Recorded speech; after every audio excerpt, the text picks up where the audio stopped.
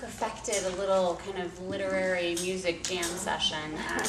Last summer when I was wrapping up the book and getting done with the edits and everything, beginning to think about this thing called marketing your book, I thought about music, and in the story, music, the main character, Zeke, he's a country music fan, and it's set in Tennessee, and so I thought it would be kind of nice if on my website I could have a song that might kind of capture the theme of the book, or the theme. And so I went across the street and asked Andrew if he would read it, and if he liked it, to maybe do a song. And luckily he was game to try it, and he ended up really liking the book, thankfully. And not only did he do one song, but he ended up doing an entire album of songs. So what could have been a very risky proposition for both of us, if he had hated the book or I had hated the music that he made, could have been very awkward for years to come. But it's wonderful to see the themes of the book represented in music. So I thought we'd actually kind of start with a song just to sort of put us in the mood a little bit of the book. So you want to do Jackie and Me? Yeah, you want to talk a little bit about it? Yeah, so this, like you said, I read the book, and then I kind of, each section that I finished, I kind of just got inspired by a passage or something, or a story, or a character, and then I write a song. And so this first one's called Jackie and Me, and it's about the main character, Ezekiel, and his first love, Jackie, when they were in high school. And it's kind of about when you're young, kind of young though, that simple time when everything's kind of just, easy. Easy, perfect. Yeah, perfect. And when you meet Zeke in the story, they are divorced, and Jackie has just remarried. So, just to give you a little flavor.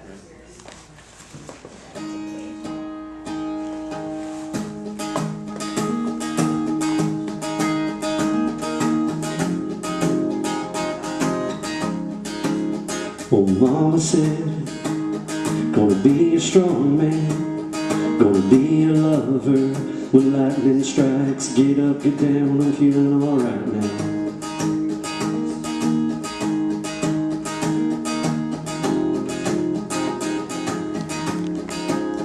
Oh, in the backseat of Tommy's Buick, it's all we dreamed of, and I think it's real. So get up, get down, I'm feeling alright now. Oh, me and you, we're dancing in the starlight, where everything's alright. Oh, me and you, we're dancing in the starlight, where everything's alright. Oh, and the day before the homecoming game, Jackie and I walked through the rain. She changed my life for always right now. Jackie said, she smiled at me, she took my hand so easily, that I will love you always right now. Yeah.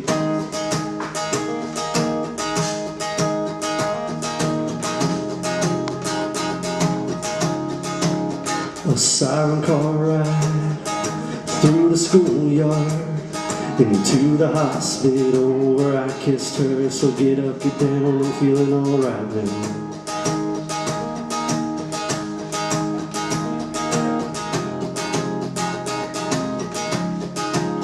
Oh, light is fading, I reach for her hand. It's the only feeling that I know. So get up, get down, I'm feeling alright now. Oh, me and you, we're dancing in the starlight, where everything's alright. Oh, me and you, we're dancing in the starlight, where everything's alright. And the day before the homecoming game, Jackie and I walked through the rain. She changed my life for always right now. Jackie said, she smiled at me, she took my hand so easily, that I will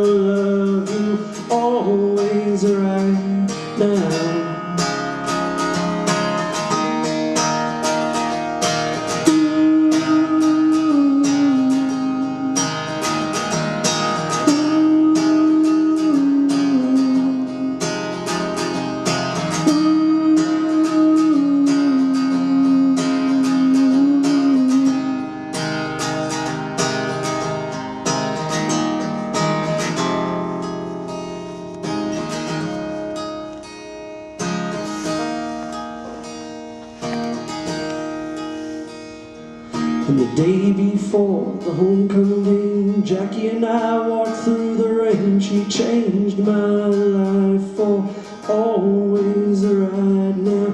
Jackie said, she smiled at me, took my hand so easily, that I will love you always right now.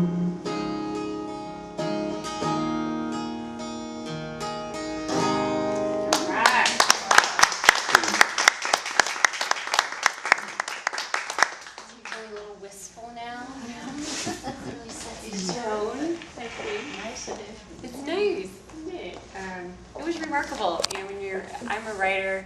I don't try to do other kinds of art. I can't paint. I can't draw. I really can't play. I can play one song on the piano and that's it. And so to have, it's called Seamist. I played it at my 8th grade piano recital. Thank you very much. No, it's an actual song. So to hear, you know, the book kind of made into music, it was just amazing. So the book, I'll talk just for a second about what the book is and why I wrote it.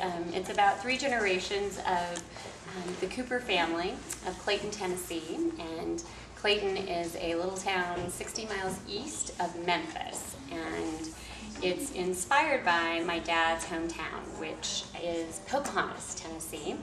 And I would have used the real Pocahontas, except I needed, you can see on the cover, a lake. This is Ezekiel and his twin brother Carter here on the cover. And I needed a lake within easy walking distance of the family's house. And I couldn't do that if I was truthful to the real geography. So that's why I used Clayton. And I was born in Birmingham, Alabama, 8th generation Southern on my mom's side. But my father's family is from West Tennessee. And I grew up predominantly in Oklahoma, but would go back to Pocahontas every Christmas and a part of every summer.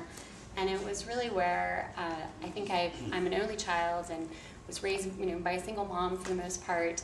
It was one of the few times when I really felt part of a larger family and had a sense of community. And I think a connection to the history in my dad's hometown. And when my grandmother died when I was in my early 20s, not only did we lose her, but we also lost the place because all of her children had moved far away in some cases, and they sold her house, and so there was no reason to go to Pocahontas. So it was a double loss, and I think as I worked on this book for 10 years, and I think I started it when I was about 30. I think one of my primary early motivations was to kind of try to capture the town and the place and to memorialize it. And in a lot of ways, the character of Cousin Georgia in the story is really inspired by my grandmother. And I think it's kind of a love letter to her. And yesterday, we were in Memphis on the weekend, and I drove over from Memphis. Well, actually, I was down in Greenwood, Mississippi, drove from Memphis to Greenwood, Mississippi, and then from Greenwood out to here and made a detour through Pocahontas yesterday and went by my grandmother's grave, and it was really kind of surreal to think about all those years growing up and, you know, being in her house, which always, she had an entire ham in the oven and a fresh baked, you know, skillet full of cornbread every time I walked through the door. And then to be coming back and having this book is really, I just said remarkable, but I'm at the tail end of the tour, y'all, so I'm afraid I'll have to say it's pretty surreal and exciting. I have done a bunch of readings in the Bay Area where I'm from, and one of my hooks in the Bay Area was to give moon pies out to attendees because they don't really know what they are on the West Coast. So it was very interesting. I have 3 daughters, 13, 9, and 5, and I had my little 5-year-old with a big basket handing them out to people, and they just thought it was, you know, this, wow, what is this? And they're a little finicky about their food, so half the people won't even eat it, but they just kind of look at it like this object of southernness that they're being exposed to. So the story, I mentioned it's 3 generations, so you get to know the matriarch, Lillian, and then the main character is her son, Ezekiel. And when you meet Zeke, he's 42, and he is grieving the mysterious drowning of his twin brother, which has happened 10 years prior. He has been kind of stuck in this extended period of grief, lost his wife because of it, and she has just remarried. He's kind of distanced from his two daughters, and he was the kid everybody thought was going to get out of this little town and be the first in the family to go to college, and he's done none of this, and in fact is living in a converted shed behind his mother's house, working on the line at the elevator plant in the nearby town, and so is kind of a failure in pretty much every way he could be at this point. And Zeke, the remarriage of his wife, which happens just as the book is opening, kind of pushes him over the edge, and he decides he has to get out of Clayton, and he throws his very old, stinky dog into the truck, and the dog is his one connection with his brother, was his brother's dog, and he grabbed The Adventures of Huckleberry Finn, which was a book he and his brother used to read together, and he just starts driving east, not really knowing where he's going, and he lands in Charlottesville, Virginia, in horse country outside Charlottesville, at a cousin's farm. And this farm, Lacey Farms, is where he spent a semester when he was 18. He got into the University of Virginia on full scholarship. And it was one of the best 4 months of his life, and then got pulled back to Clayton because of an incident with his brother. And his brother needed him, and so Zeke left school and never returned. So 42-year-old Zeke lands back at Lacey Farms, and it's there that he begins to feel abuse once again. And there's an attractive neighbor at a close farm, so he begins to have a little romance as well. And he's telling you the story in the first and the third part of the book, and then his mother, Lillian, narrates the middle section. And we all know with any family story, if you don't hear from the mother, then you haven't really heard the whole story. And Zeke tells you in part one that he and his mother haven't really had an extended conversation in 25 years. And you get a sense that he's really holding his mother accountable for what he believes was a sin she committed against Carter, Zeke's brother. And Zeke really is continuing to blame his mom for his failure, some of his failures. And he has 3 sisters and an ex-wife, and they are all poking at him, trying to get him to talk and to get over it. But Lillian has her own story to tell, and she's got a life-threatening illness when the story begins, and is really desperate to reconcile with Zeke. So I thought I would read a section from Lillian's part, and it's a section that takes place, the story starts in the 1940s and goes up to 1985. 1985 is present day in the life of the story. And the section that I like to read is when the boys are very young, not even 2, an outbreak of measles sweeps through Clayton, and all 5 of the Cooper kids get it, but only Carter gets a really severe case of it and ends up having very high fever, which sends him, he has to go to the hospital, and he has all of these complications, goes into a coma, and ends up with not being quite the same after this. And this is the late 1940s. Nobody really knows what's going on with him, but his mother is convinced that something is wrong. He's not talking in the same way that Zeke is. So she has procured money to get into Memphis, to take the boys in by train. She's gotten an appointment, her family physicians referred her to a specialist in Memphis, and she's taking the boys on the train. So I'm going to start there. We passed Audubon Park with its lawns like green velvet and its pure blue lake. The doctor's office was in a plain brick building with a sign on the door that read, "Dr. Christopher Allen, please ring bell." Before ringing anything, I took my time straightening the seams on my stockings, smoothing my hair back into its bun, and wiping the boys' faces. I guess we'll do. Ezekiel and Carter stood in front of me, hands in their pockets, eyes cast downward. "I don't want to go, Mama," Carter said. The worry in his voice was heavy. "Me either. Zeke said. Let's go to the park and get milkshakes like you promised and ride the train again. We had traveled so far, but I felt the same urge as the boys. Run, now. What's this? The Cooper boys aren't feeling scared, are they? I placed a hand under each of their chins, tilting them upward so they had to look at me. Where is my Superman? Where is my Captain Marvel? Anybody get scared in there? What word can we think of to say? The boys looked at each other. Don't be scared, offered Ezekiel. That's a sentence. I'm looking for one word, a magic word, Shazam. This got a smile. Ezekiel seemed surprised that I knew the favorite saying of one of their heroes, a result of comic books being the only reading material in the outhouse. I rang the bell. When the door opened, the three of us walked in, Carter tucked between his brother and me.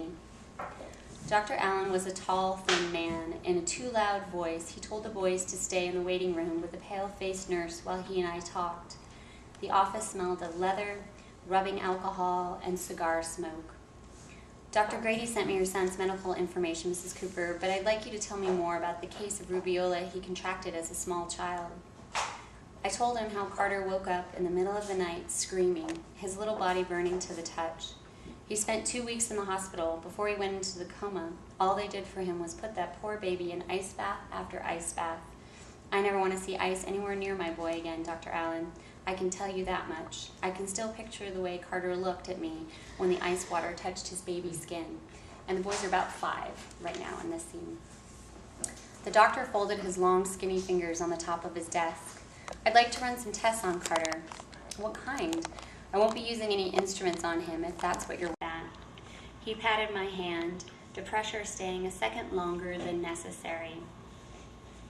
I drew my hand back as if he'd slapped it. Don't worry, Mrs. Cooper, it'll be fine. I doubted that anything was going to be fine. Carter must have been in that office for over an hour. Ezekiel kept asking me what the doctor was doing to his brother. I said he was giving him a special kind of test. What kind of test? I want to take it too. I shooed him over to the toy box and told him to play. Finally, the door opened and Carter came out. He ran straight into my arms and said, "Don't like tests." I kissed him and looked over at the doctor. He nodded for me to come back in the office. Before closing the door behind us, he asked the nurse to bring us some coffee. I sat in a red leather chair across from Dr. Allen's desk. He ignored me while he finished writing notes in a file. The nurse brought coffee. She poured 2 cups, never looking at me or the doctor. The sweat began to drip behind the knees of my crossed legs. Dr. Allen put his thick black pen down and asked if I wanted cream or sugar. I shook my head. He handed me the delicate china cup and saucer. It was his mother's china, he said. His wife hadn't taken a shine to it, so he brought it to the office. What do you think of it? Beautiful. I took a sip, the coffee's bitter taste flowering against my tongue. My hand shook just the slightest bit, and I tried to quiet the scared inside me.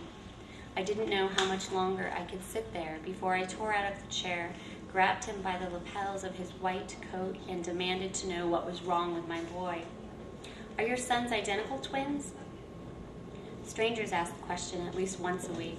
From a distance, they looked identical, but up close, you saw Carter's eyes were brown like his daddy's, and Ezekiel's were blue like mine. Their build was different, too, broader through the chest than his brother. Carter had always been a good 5 to 10 pounds heavier and a couple of inches taller than Ezekiel. No, sir, they're fraternal. He took off his glasses, setting them on the desk. Fascinating. I'm assuming your other son has exhibited normal brain function. He hasn't shown any of the signs that give you cause for concern about Carter? I tried to untangle his words. Normal brain function, cause for concern, a question about Ezekiel. He asked it again. Did Ezekiel appear normal? Ezekiel didn't get that high fever with the rubeola like Carter. Zeke already knows how to read. Good, good. That's a blessing for you. In my experience, God rarely closes one door without opening another, even if it's only a crack of light shining through. Dr. Allen fancied himself a preacher as well. Please tell me what the test showed. He drained the last of the coffee from his cup before setting it back on the saucer. The sound of china meeting china, a soft clink in the small room. The window behind him opened onto the street below. footsteps pushing off the sidewalk and cars honking made me long to be outside again, to escape this room and this man. Mrs. Cooper, in my years of experience with dealing with children like Carter, there is no easy way to tell a parent of my diagnosis. In the early years of my practice, I tried to soften the blow with kind words and hope, but I've learned that I have never been wrong about a child's potential and that it serves neither the parent nor the child to paint the diagnosis with a gentle brush. So I will be blunt. I believe the encephalitis Carter suffered as a result of the measles affected his brain, preventing it from developing in a normal fashion. Your son is what we call a retarded child. It is my belief that he will never be capable of learning to read or write or lead a life of his own without your supervision. The thought of words damaging a person had never occurred to me before that day. Guns, knives, balled fists, those could hurt you. Words were only pieces of breath strung together. I stared at the desk in front of me, noticing how the granite pen holder and nameplate engraved with gold letters were perfectly lined up beside each other. Not a speck of dust covered the blotter or any other part of the desktop. I imagine the rest of Dr. Allen's life must be just as orderly. No messy, retarded children at home to deal with, no tired wife sweating over an old stove making dinner. The small photo on his desk showed a smiling wife wearing an evening gown with flowers in her upswept hair. Do you have children, Dr. Allen? A look of surprise crossed his face. No, Mrs. Cooper, I don't. Let me ask you this, I said, the question forming on my lips as I spoke. If you could choose between having no children or having a retarded child, Dr. Allen, which would you choose? He pushed his chair away from the desk and came around to my side, mumbling that he knew I must be very distressed. His arm snaked around my shoulders and landed near my right breast. I shook the arm off with enough force to slam it into the wall. He winced and retreated to his seat, though he didn't sit, just placed his hands on the back of the chair. We do not get to choose these things, Mrs. Cooper. God decides. Our job is to accept his decisions. Chicken, I thought. He could hide behind his God. You'll need to discuss the issue of institutionalization with your husband sooner rather than later. This will only get more difficult as your son grows older. I can recommend several in the state if you'd like. I walked out of that office without saying a word, grabbing my boys in the waiting room as I went. The nurse called to us in the hallway. Mrs. Cooper, there's the matter of the bill, and we need to schedule your next appointment. Her heavy white shoes squeaked across the wood floor behind us. Carter looked up at me and shook his head. What choice did I have? He was my baby boy. I stopped, took the money out of my wallet, and gave it to her without a word. The boys and I walked fast to the front entrance. We were through the doors, and then the outside rushed into my lungs, filling them with fresh, clean air. The sun shone down on us, and I was grateful for its heat. This was the way things were supposed to be. The doctor's office almost disappeared into the summer haze rising from the sidewalk. A pharmacy sat at the end of the block, and I took the boys inside for a real restaurant lunch. They sat at the counter and had chocolate shakes, cheeseburgers, and French fries. I watched them devour it all. Matching brown mustaches formed above their top lips. Ezekiel dripped ketchup down the front of his nice shirt, and I didn't say a word. Carter kept stealing fries off of his brother's plate, laughing every time. It was the sweetest hymn. That scene. Shall we have maybe Lost Saints? Yeah. Lost Saints now. Yeah. So this is the title track from Lost Saints of Tennessee, which kind of captures what the theme of what you were just listening to, I think.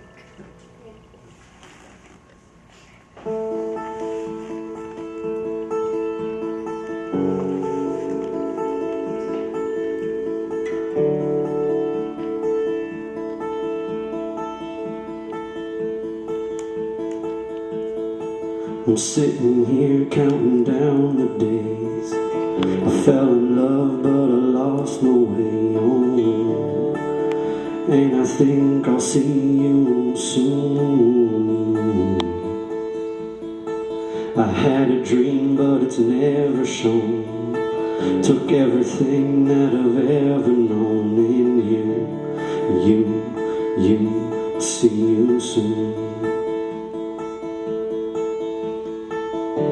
You're giving me chills, and you're all I wanna feel tonight. Come on, I'm sinking like a stone, so take my hand, don't you let go, bring me home. I'm picking a bouquet of dogwoods, giving you all the love you should have. So meet me by the river tonight, cast the sins away we could have. I'm looking to the heavens for a choir of angels to sing we would have.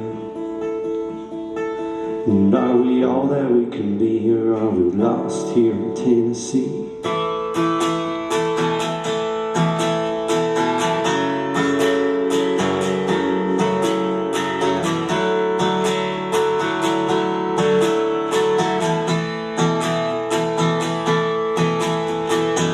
Remember Mama as she came and went. Remember life as it was heaven sent. And now I wanna feel brand new. We shed a tear as we fall from grace. I learned to love before I leave this place. And now I know I'm here to see you soon. You're giving me chills, and you're all I wanna feel tonight. Come on, I'm sinking like a stone, so take my hand, don't you let go, and bring me home. I'm picking a bouquet of dogwoods, giving you all the love you should have. So meet me by the river tonight, cast the sins away and we could have.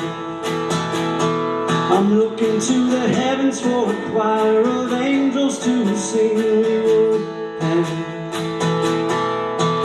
And are we all that we can be, or are we lost here in Tennessee?